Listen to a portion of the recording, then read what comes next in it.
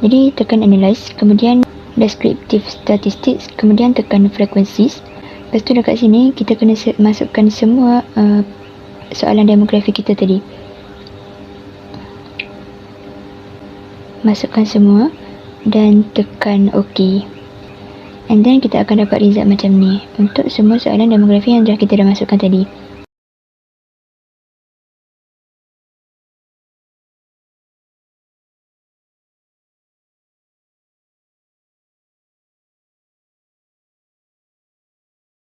Okay, untuk continuous variables, sebelum nak analyze, kita kena transform dulu. Tekan compute variables. Okay, first kita tulis dulu target variable. Kita tulis IP total. Okay, lepas tu buka kurungan. Lepas tu masukkan semua soalan IV pertama ni. Okay, lepas tu tambah. Tambah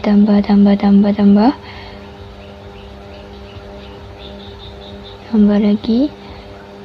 Tambah semua soalan yang untuk IV pertama ni. Okay, lepas tu kita kena bahagi dengan jumlah semua yang kita dah tambah tu. Okay, jadi kita bahagi 7. Lepas tu tekan OK, and then dapatlah kita punya result ni. Jadi kita buat langkah yang sama untuk item yang lain juga. Kemudian kita labelkan ke semua variable kita.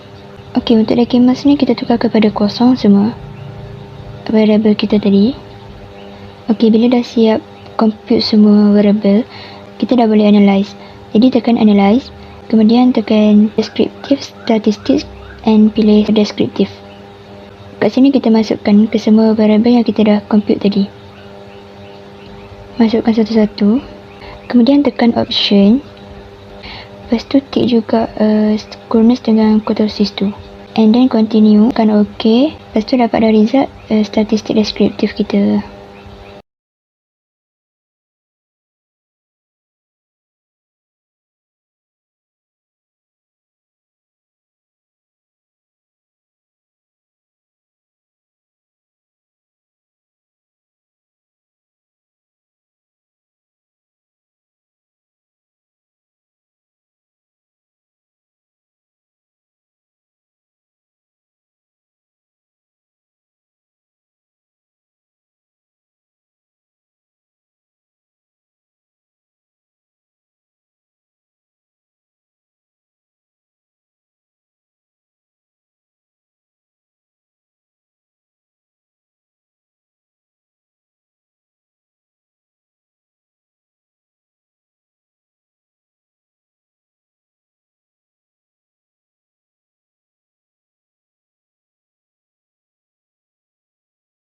Okay, seterusnya untuk normality, kita tekan analyze dulu. Lepas tu tekan descriptive statistics and then explore. Lepas tu dekat dependent list ni kita letak kita punya DV. Yang dua kotak dekat bawah tu tak payah usik. Lepas tu tekan statistics, pilih outliers. Lepas tu continue. And then tekan plots. Klik histogram dengan normality plot with test. And then continue. Lepas tu pilih options. Ambil pairwise. Lepas tu continue. Lepas tu tekan OK dan dapatlah kita punya result normality test.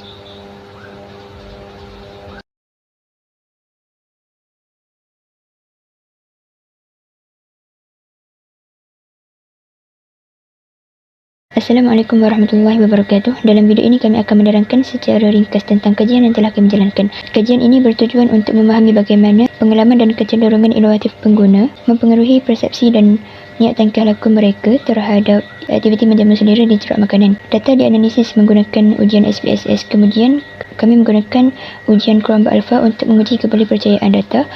Seterusnya, ujian normality dijalankan untuk melihat taburan data sama ada normal atau tidak. Kajian mendapati bahawa taburan data adalah tidak normal. Maka analisis bukan parametrik digunakan, iaitu Mann-Whitney dan Kruskal-Wallis. Seterusnya, ujian korelasi dan regresi juga digunakan untuk menilai hubungan antara pemboleh ubah bebas dan pemboleh ubah bersandar. Yang pertama adalah taburan demografi jantina responden, di mana responden perempuan adalah lebih ramai daripada responden lelaki. Responden perempuan seramai 45 orang bersamaan dengan 75%, manakala responden lelaki adalah seramai 15 orang bersamaan dengan 25%. Jumlah keseluruhan adalah 100%. Seterusnya adalah demografi umur responden, di mana ada 5 kategori umur.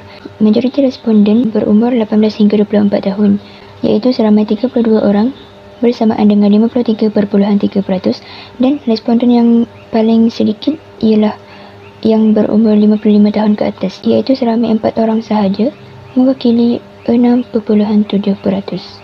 Kemudian untuk status responden pula, kebanyakan responden adalah berstatus bujang, iaitu seramai 33 orang bersamaan dengan 55%, dan yang paling sedikit iaitu 2 orang bersamaan dengan 3.3% adalah berstatus lain-lain. Seterusnya, taburan demografi responden berdasarkan tahap pendidikan. Responden yang paling ramai adalah dalam kalangan ijazah sarjana muda, iaitu seramai 39 orang, iaitu sebanyak 65% bersamaan dengan 39 orang. Responden dengan ijazah sarjana adalah paling sedikit, iaitu 2 orang sahaja, mewakili 3.3%. Bagi demografi pekerjaan responden pula, responden yang paling sedikit adalah bagi kategori pesara dan lain-lain, iaitu hanya 2 orang bersamaan dengan 3.3%. Majoriti responden ialah dalam kalangan pelajar, iaitu seramai 29 orang bersamaan dengan 48.3%. Kemudian kita pergi kepada taburan pendapatan responden. Pendapatan di bawah RM1,500 mencatatkan nilai paling tinggi, iaitu seramai 40 orang responden atau 66.7%. Manakala pendapatan yang merekodkan jumlah responden paling rendah ialah pada pendapatan yang melebihi RM7,000, iaitu seramai 11.7%. Bagi demografi kekerapan responden, majoriti responden mengunjungi truk makanan secara kadang-kadang, di mana jumlahnya adalah sebanyak 78.3% atau 47 orang.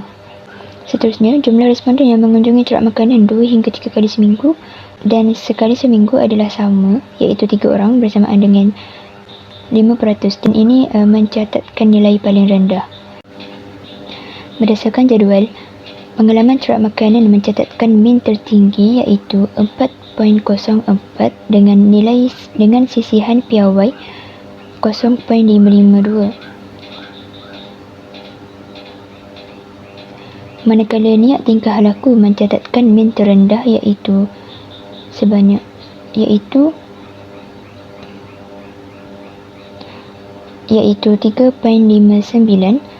dengan nilai sisihan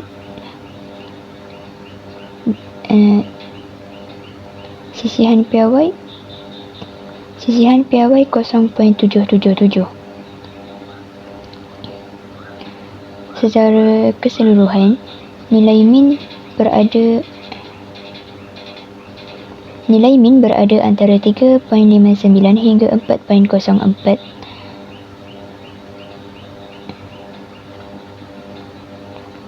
Secara keseluruhan, nilai min berada antara 3.59 hingga 4.04, menandakan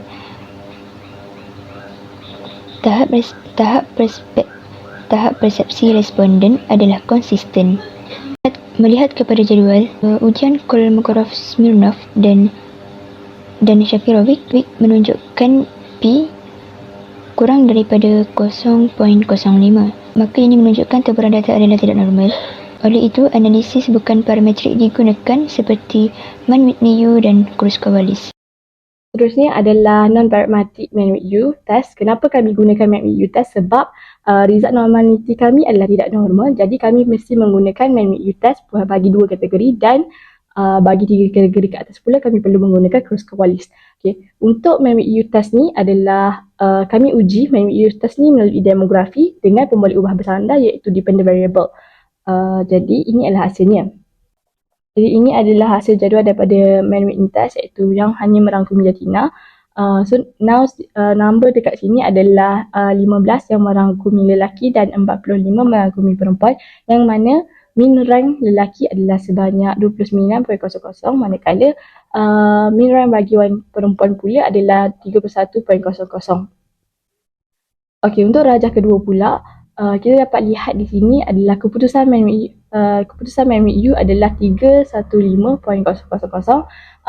dengan nilai Z-score-nya adalah negatif 0.39, di mana signifikannya di sini adalah 0.695, di mana kita dapat lihat bahawa lelaki dan perempuan ini tidak mempunyai perbezaan yang signifikan kerana nilai signifikan di sini adalah lebih besar daripada 0.05. Yang kedua pula adalah Kruskal-Wallis test, iaitu macam saya cakap tadi, kenapa kami gunakan Kruskal-Wallis adalah kerana kami punya result normality adalah tidak normal. Oleh itu, kami telah menggunakan Kruskal-Wallis yang mengkaji hubungan antara demografi dengan pemboleh ubah bersandar, iaitu dependent variable.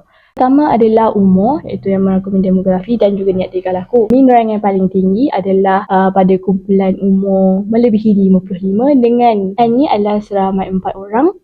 Dan seterusnya nilai yang paling rendah dalam mean rank ini adalah 20.57, di mana ini merangkumi usia antara 45 hingga 54 tahun, iaitu 7. Dalam darjah kedua ini dapat kita lihat nilai Kruskal-Wallis-nya adalah 4.338 dengan nilai signifikannya adalah 0.362, yang menunjukkan bahawa umur bukanlah faktor yang mempengaruhi niat tingkah laku responden secara signifikan. Seterusnya adalah status dan niat tingkah laku, di mana dalam darjah pertama Kruskal-Wallis test ini adalah rank, di mana di sini terdapat 3 kategori, iaitu bujang, berkahwin dan lain-lain, di mana mean rank yang tertinggi adalah merangkumi bagi status bujang, iaitu mean-nya adalah 33.44 yang merangkumi N-nya adalah sebanyak 33. Seterusnya adalah berkahwin, di mana berkahwin tersebut telah mencatatkan mean terendah dengan mencatatkan nilai sebanyak 26.42, di mana N-nya adalah sebanyak 25.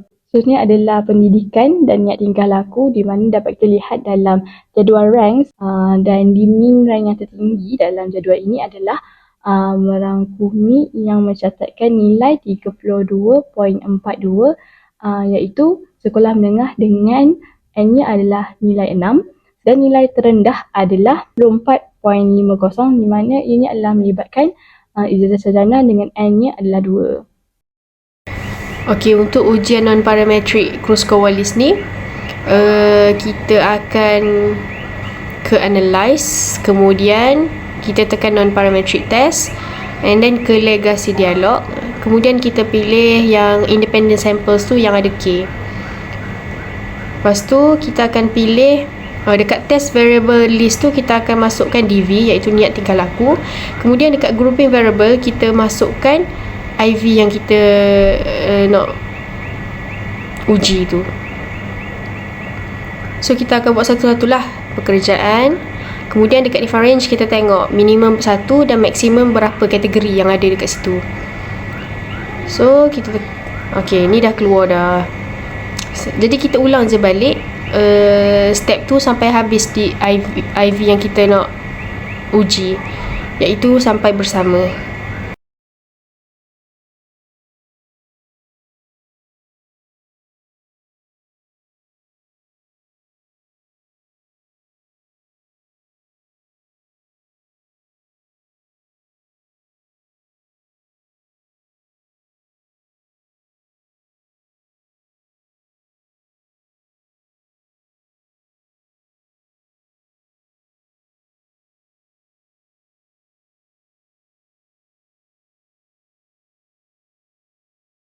Ujian Kruskal-Wallis ni dijalankan untuk uji sama ada ke tak ada perbezaan signifikan antara pemboleh ubah bebas IV dengan pemboleh ubah bersandar DV.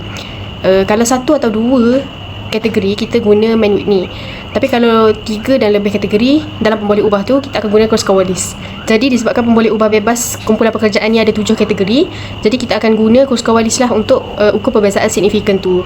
Kita akan tengok nilai mean mana yang paling tinggi dan nilai mean mana yang paling rendah. Jadi kat sini kita tengok nilai mean tertinggi adalah kumpulan pekerjaan pesara, iaitu 42, dan mean paling rendah adalah kumpulan pekerjaan penjawat awam, iaitu sebanyak 18.13. So nilai signifikan dalam jadual adalah 0.18. Jadi kita tahu nilai ni tidak signifikan sebab dia kurang daripada 0.05. Jadi untuk kumpulan pekerjaan ni kita tak perlu buat ujian post hoc. Seterusnya kita ke pemboleh ubah bebas pendapatan. Jadi untuk pendapatan ni ada 5 kategori, jadi kita gunakan Kruskal Wallis juga. Hasil analisis ini menunjukkan tiada perbezaan signifikan secara statistik, sebab nilai signifikannya adalah 0.705, iaitu kurang daripada 0.05. Kemudian responden yang berpendapatan bawah 1,500 mempunyai nilai min yang paling tinggi, iaitu sebanyak 32.54, dan kumpulan pendapatan melebihi 7,000 mempunyai nilai min yang paling rendah, iaitu 24.21. Jadi sama juga macam tadi, nilai signifikannya kurang daripada 0.05. Jadi kita tak perlu buat ujian post hoc. Okey, bagi kekerapan mengunjungi trak makanan dengan niat tingkah laku pula, ada 4 kategori dalam IV dia. Nilai min paling tinggi adalah 37.29, iaitu responden yang ke trak makanan 2 ke 3 kali sebulan. Dan nilai min paling rendah adalah 18.67, iaitu responden yang berkunjung ke trak makanan 2 ke 3 kali seminggu. Jadual test statistik di sebelah ini menunjukkan nilai signifikan adalah 0.437. Ianya kurang daripada 0.05. Ini bermaksud kekerapan mengunjungi trak makanan tidak mempengaruhi niat tingkah laku secara signifikan. Kemudian kita ke tujuan utama mengunjungi trak makanan dan niat tingkah laku. Dekat jadual ranks ni kita boleh tengok ada 5 kategori juga. So nilai min paling tinggi adalah kumpulan yang nak mencuba makanan baharu, iaitu sebanyak 35.72, dan nilai min paling rendah adalah kumpulan responden yang memilih tujuan mengunjungi trak makanan disebabkan oleh suasana dan persekitaran, iaitu sebanyak 27.97. So jadual test statistik dekat sebelah ni menunjukkan nilai signifikannya adalah 0.871. Jadi dapatan kajian ni yang membuktikan bahawa tujuan ke trak makanan ni dia tidak dipengaruhi oleh niat tingkah laku responden secara signifikan, kerana nilai dia ni kurang daripada 0.05. So sama juga, tidak ujian post hoc ni tak perlu dijalankan. Akhir sekali, berdasarkan jadual test statistik ni, kita dapati tiada perbezaan yang signifikan secara statistik dalam pemboleh ubah bebas bersama siapa dengan niat tingkah laku DV. Nilai signifikan yang ditunjukkan adalah 0.265, iaitu kurang daripada 0.05. Jadi ianya tak signifikan dan tak perlu buat ujian post hoc. Kemudian kita tengok pula jadual ranks. Kita boleh nampak nilai min paling tinggi adalah responden yang pilih ke trak makanan bersama rakan sekerja, iaitu sebanyak 50.50, dan nilai min paling rendah adalah responden yang ke trak makanan bersendirian, iaitu sebanyak 19.50. Keseluruhannya dapatan kajian ni dapati bersama siapa responden ke trak makanan tidak mempengaruhi niat tingkah laku secara signifikan. So ini adalah setting macam mana kita nak letakkan reliability atau kita nak uji kebolehpercayaan. So kat sini permulaannya adalah kita masukkan semua yang berkaitan dengan IV yang pertama, semua soalan yang pertama, dan di bawah rating itu kita letakkan dalam item tersebut kita letakkan semua soalan yang berkenaan dengan IV pertama. Dalam rating tersebut kita letakkan sebagai total IV pertama, iaitu kinetipan pengguna. Jadi cara untuk kita baca data yang kita dapat daripada reliability statistik ni adalah yang pertama kita uji, iaitu IV pertama lah, keinovatifan pengguna, iaitu kita dapat lihat daripada rajah yang pertama, case processing summary yang melibatkan 60 kes kajian yang telah kami jalankan, dan ianya adalah merangkumi 100% daripada pemerhatian pengkaji sendiri. Dan kemudian untuk rajah kedua adalah reliability statistik bagi inovasi pengguna, di mana kita dapat lihat nilai Chromebosh alpha-nya adalah 0.882, di mana ianya adalah berada pada tahap yang tinggi kerana nilai julatnya adalah berada di antara 0.7 hingga 0.9. Dan nombor item di sini adalah 7, di mana 7 soalan telah pun digunakan bagi mengkaji berkenaan dengan inovasi pengguna ini. Dan untuk IV seterusnya adalah pengalaman terak makanan, di mana kita dapat lihat di sini adalah nilai Chromebosh alpha-nya adalah melepasi 0.9, di mana ini berada di tahap excellent kerana nilai Chromebosh alpha di sini adalah 0.912. Dan nombor item yang telah kami gunakan di sini adalah sebanyak 12, yang merangkumi ke-12 soalan keseluruhannya bagi pengalaman terak makanan ini.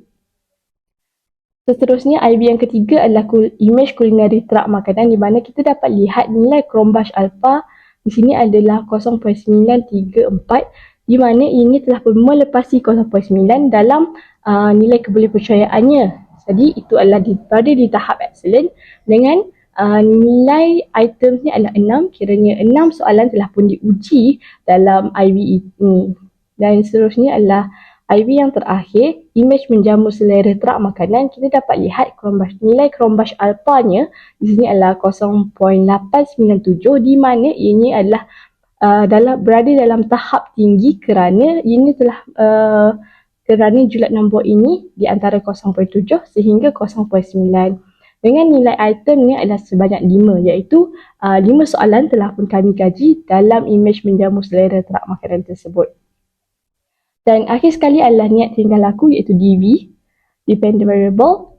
Dengan kita dapat lihat nilai Chromebus Alpha di sini adalah 0.877 di mana julat tersebut telah pun berada dalam keadaan tahap tinggi kerana ianya melepasi julat, ianya berada pada tahap tinggi kerana nilai julat tersebut menghampiri 0.7 sehingga 0.9. Jadi niat tingkah laku ini merangkumi 4 item, kiranya 4 soalan telah pun dikaji dalam niat tingkah laku ini.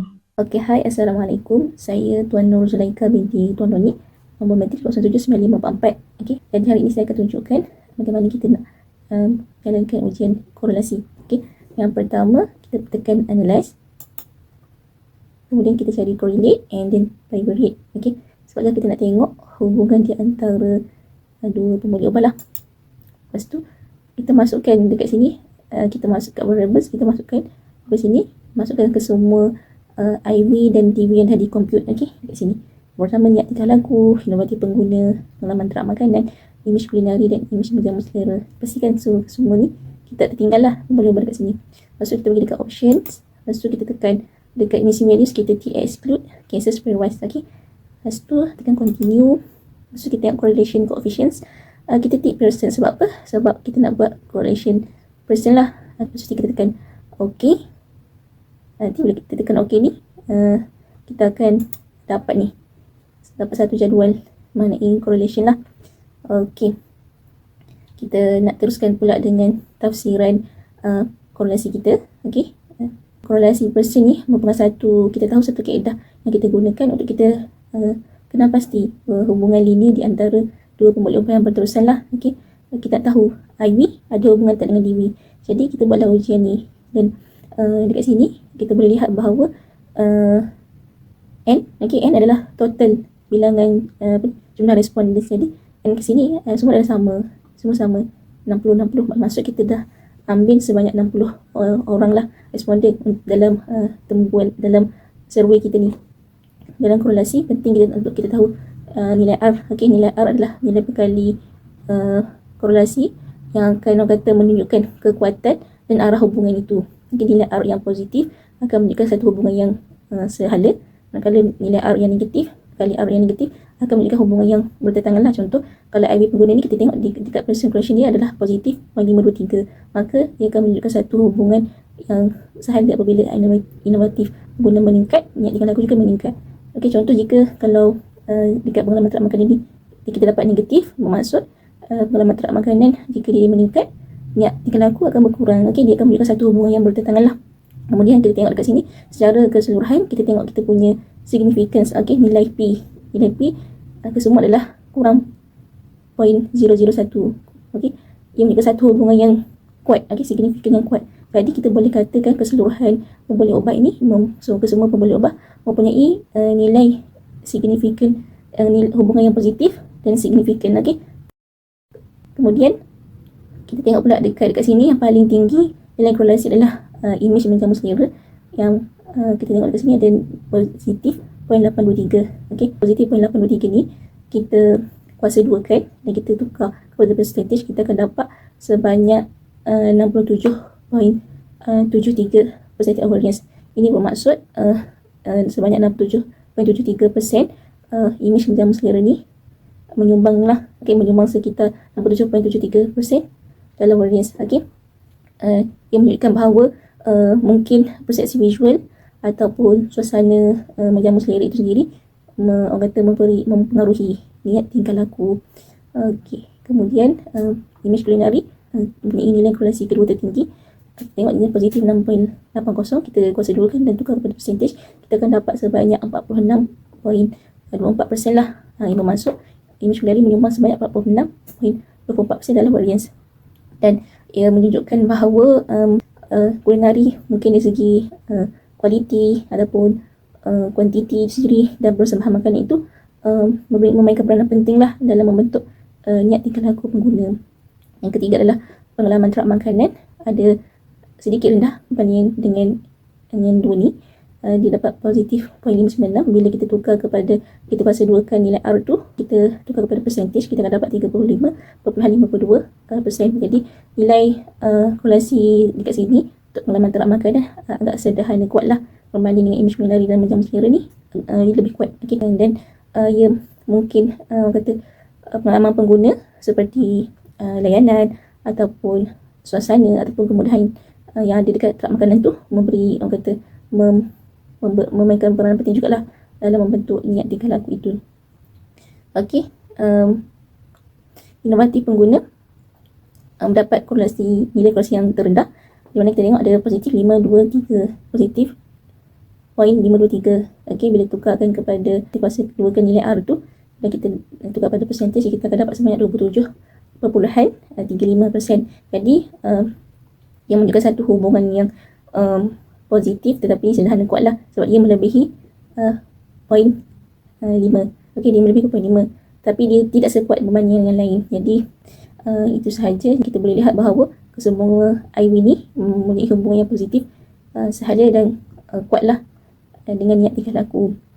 Walaupun korelasi ini kita tak boleh membuktikan sebab dan akibat, tetapi nilai korelasi ini dia akan menjadi satu kata petunjuk awal lah tentang pemboleh ubah itu sendiri, sama ada kita perlu analisis mendalam ke tak dalam ujian regresi nanti. Okey, kalau kita nak tahu faktor-faktor lain, kita nak tahu siapa yang mempengaruhi siapa, kita boleh buat ujian regresi. Sekian, terima kasih. Klik analyze, regression, linear. Kat dependent ni klik DV dan independent ni ke semua keempat-empat IV, and then pastikan pada table method ini dia ada enter, and kita klik statistik. Dekat regression coefficient ni kita tick estimate, confidence interval, modified, descriptive, par and partial correlation, linearity, diagonis, case Y diagonis, continuous.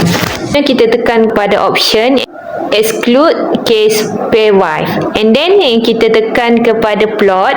Kat Y ni kita kena masuk ZRESID, and then dekat X ni kita kena masukkan ZPRED. Kena tick normal probability plot. Okey, distance kita kena klik pada Mahalanobis and Coutts, then keluarlah result dia. Jadi dekat regresi ni kita dapat lihat jadual, ada descriptive statistik, ada correlation, lepas tu dia ada variable, dia ada model summary, lepas tu dia ada table ANOVA, dia ada coefficient. Kat coefficient ni kita dapat lihat nilai beta, nilai signifikan, dia ada juga chart and scatter plot. Kita rujuk pada model summary. Di bahagian adjusted R square ni merujuk kepada nilai R, iaitu korelasi lah, di mana nilai yang dicatat adalah 0.689. Jadi ambil nilai adjusted R square ni disebabkan responden hanya ada 60 responden dan dia tidak melebihi 100 orang responden. Jadi keputusan adjusted R square ni menunjukkan nilai sebanyak 0.689. Kemudian kalau kita nak tahu variance kena darat dengan 100, maka kita dapat peratusan bersamaan dengan 68.9%. Maka hasil ini dapat kita lihat bahawasanya nilai regresi adjusted R square ni memberi kesan yang sangat tinggi kepada pemboleh ubah bersandar. Dan seterusnya, jadual ANOVA ini ujian untuk menguji kebolehpercayaan model regresi ni kita dapat menguji melalui ANOVA ni lah. Jadi berdasarkan jadual ini, nilai signifikan catat dalam jadual ANOVA adalah kurang daripada 0.05. P bersamaan dengan 0.001. Nilai ini signifikan secara statistik lah, kerana nilai ini kurang daripada 0.05. Setelah terbukti bahawasanya wujudnya hubungan yang signifikan antara IV dengan DV. Seterusnya kita pergi kepada tabel yang ketiga, iaitu coefficient. Kita lihat pada jadual coefficient ini rujuk pada bahagian standardized coefficient, iaitu nilai beta. Kita kena rujuk juga kepada nilai signifikan ni dia. Sebab apa? Sebab kita nak lihat sama ada IV adakah dia ni memberi signifikan secara statistik tak kepada DV?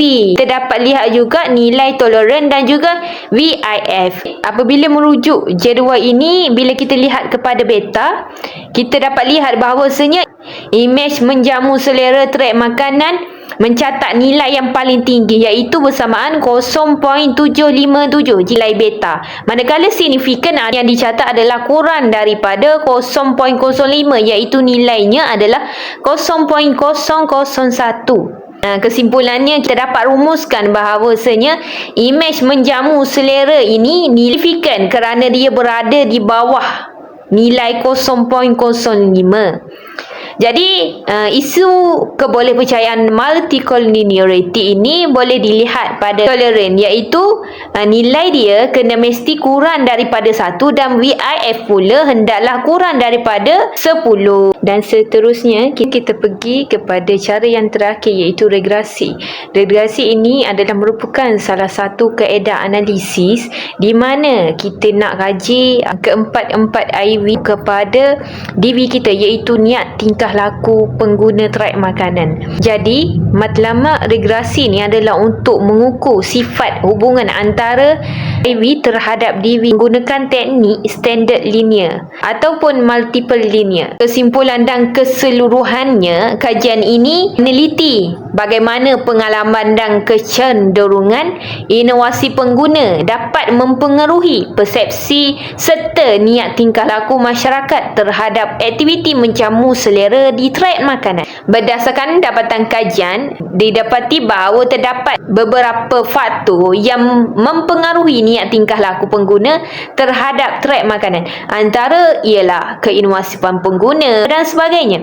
Keadaan ini berlaku apabila pengguna yang mempunyai tahap keinovatifan yang tinggi cenderung untuk mencuba hidangan makanan yang baharu. Secara tidak langsung, ia menyumbang kepada peningkatan jumlah pengunjung ke track makanan. Jadi, peningkatan kunjungan ini bukan sahaja melibatkan penduduk tempatan, malah ia turut menarik minat pelancong berkunjung ke Terengganu bagi menikmati pengalaman serta budaya yang menarik. Bukan itu sahaja, pertambahan pengunjung juga berpotensi bagi meningkatkan pelancong dalam sektor makanan dan juga pertumbuhan ekonomi setempat. Kesimpulan, track makanan yang berdaya tarikan ini mampu berfungsi sebagai elemen pelancongan gastronomi yang menyokong imej Terengganu sebagai destinasi pelancongan makanan.